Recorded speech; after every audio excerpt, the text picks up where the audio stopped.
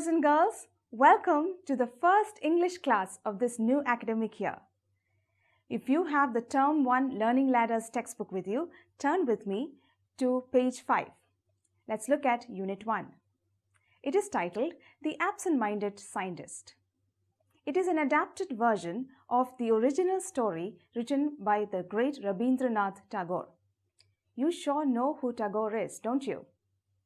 Yes, he is a celebrated Indian writer, a poet, a social reformer who is best known for his work Geetanjali that won him a Nobel Prize for Literature in the year 1913. Can you believe what a great honor that is? Because that was the first time an Indian or even a non-European was winning that prestigious award. The Absent-Minded Scientist is a hilarious short story written by Tagore. As the title suggests, it revolves around a brilliant scientist who has a problem with remembering things. He misplaces things, makes a fuss about it, and blames others for it. If you haven't read the story already, I'd suggest that you pause the video, go back to your textbook, and read the story. Remember, I'm here to facilitate your learning, and you have to do your part. At the end of each lesson, we have a set of new words and their meanings. Please go through all of them and understand their meanings and try and use them in sentences. I'll help you with a couple of them. Irked. I-R-K-E-D. Irked, meaning irritated or bothered. How would you use irked in a sentence? I was so irked about staying home all day that I was looking forward to the lockdown to be lifted fast. This is what grin looks like, a broad smile mostly showing off your teeth. Let's use that in a sentence. My mother made a delicious snack that brought a happy grin on my face. I'm sure you relate to that.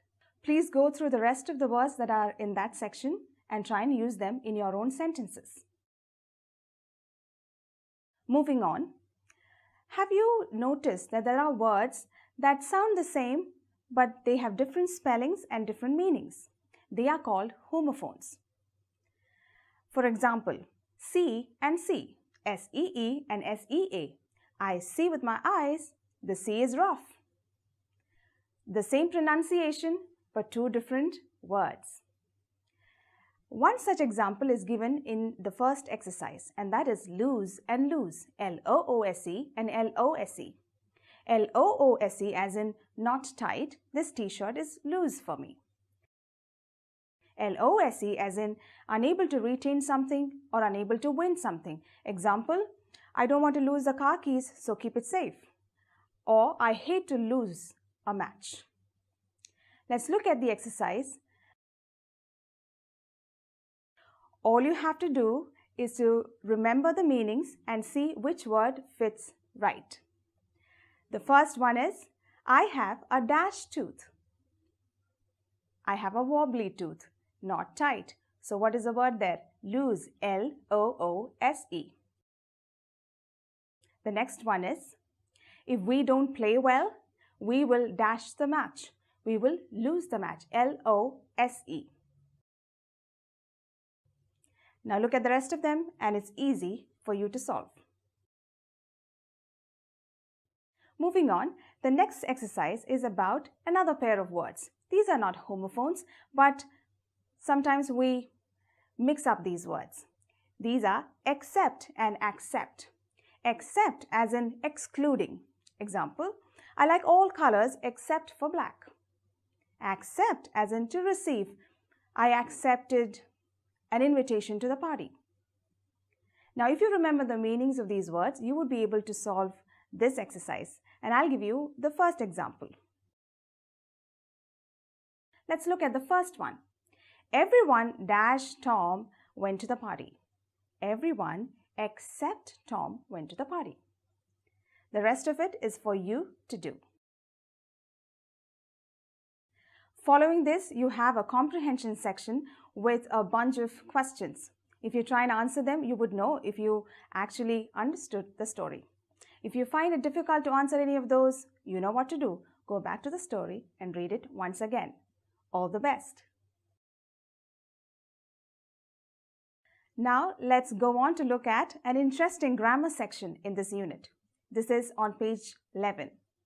Here we are looking at types of sentences. What is a sentence? A sentence is a group of words that make complete sense. Here we are looking at 4 types of sentences. The first one is declarative or assertive sentence. Such kind of a sentence simply states a piece of information. Example, I live in India. The second type is an interrogative sentence. An interrogative sentence poses a question and ends with a question mark. Example, what is your name? The third type is exclamatory sentence that expresses a sudden emotion. Example, wow, we won the match. The fourth type is imperative sentence. This expresses a command or a request. Example, please get me the book, or go away. There is an exercise that's given where you have to decide what kind of sentence each one is. Let's look at it. 1. Please come here. It's an imperative sentence. Expresses a command or a request. Second one, go away. Imperative sentence. Third one, where are you going? Easy. It's an interrogative sentence. Asks a question. Fourth one, let's have coffee. Imperative sentence. Fifth one, we are going out for a movie. Declarative or assertive sentence. Sixth, I don't want to talk about it. Declarative or assertive sentence. Seventh one, hurrah, Dad bought me a new dog. Exclamatory sentence. On page number 12, you see 2 more exercises. The first one is to change the given sentences into interrogative sentence. Example, Ali owns a dog. How do you make an interrogative sentence or a question out of this? What does Ali own? So go ahead and look at the rest of the sentences and do it by yourself.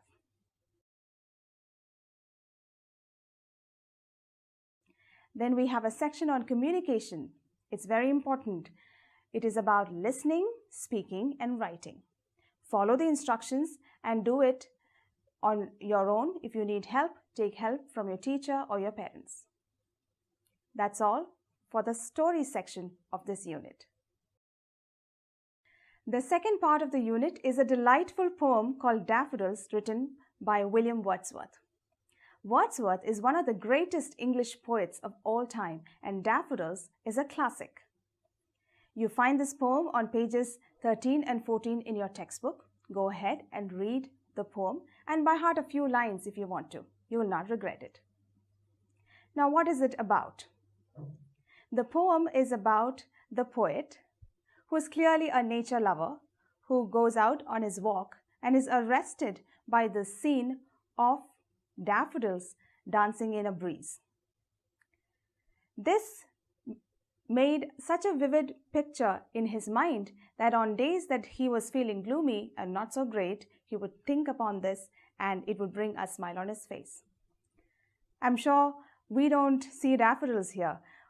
That's not a common flower in this part of the world, but we sure have good memories that we look back on and smile. So that's the takeaway for me from this poem.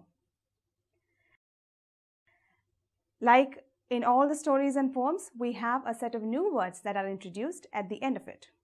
So please go ahead and look at them. I'm sure you'll find a lot of words that are not in common use in our day-to-day English speaking. Let me look at a couple of them for you. One is pensive. Pensive means thoughtful. If you were to use that in a sentence, you would say, he had a pensive look on his face. The other one is solitude, the state of being alone. Let's use that in a sentence. We could say, solitude is a luxury for some people these days. From page 15 onwards, you will find some exercises that are given there. The first one is about using these new words in sentences. Go ahead and try them. The second one is about compound words. Now, what are compound words? These are words that are formed by combining 2 separate words. In the exercise that's given there, you have 2 columns where you have to match the separate words to form sensible compound words. Let's try that. Column A has 8 words, column B has another 8 words. Let's try and match. First one, snow. Snow could go with flakes to form snowflakes. Second one, arm. Arm combined with chair gives you armchair. It's a sensible compound word. Third one, under. Let's match under with ground to form underground. Fourth, post. Post and man, postman. Fifth, stair. Stair and case, staircase. Sixth, black and mail, blackmail. Seventh, sky and scraper, skyscraper. 8, home and less, homeless. On page 16, you will find appreciation of the poem. It's basically a set of questions that will help you understand if you got the poem properly. Please go ahead and answer those questions. If your teacher instructs you to write down the answers, please do so, because writing is also an important skill. Let's move on. There is a section on grammar that is given on page number 17, and this time we are dealing with parts of a sentence. A sentence has broadly 2 parts, a subject and a predicate. A subject is what the sentence talks about, and predicate gives information about the subject. It's basically the rest of the sentence. The bus has come. That's the example that's given in the textbook. What is the sentence talking about? The bus. So that is the subject. The subject is the bus. Has come is the predicate. It gives information about the bus.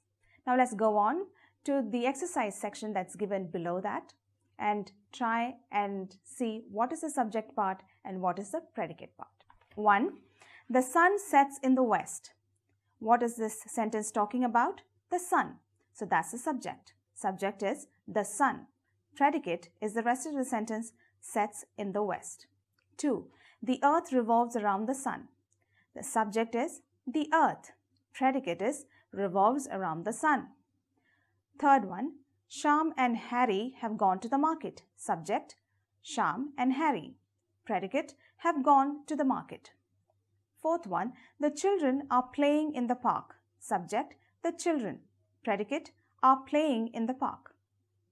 Fifth one, the policeman fired in the air to control the mob. Subject, the policeman. Predicate, fired in the air to control the mob. Sixth one, she bought a pair of gloves. Subject, she. Predicate, bought a pair of gloves. That's the end of Unit 1. I hope you enjoyed the story and the poem. See you later.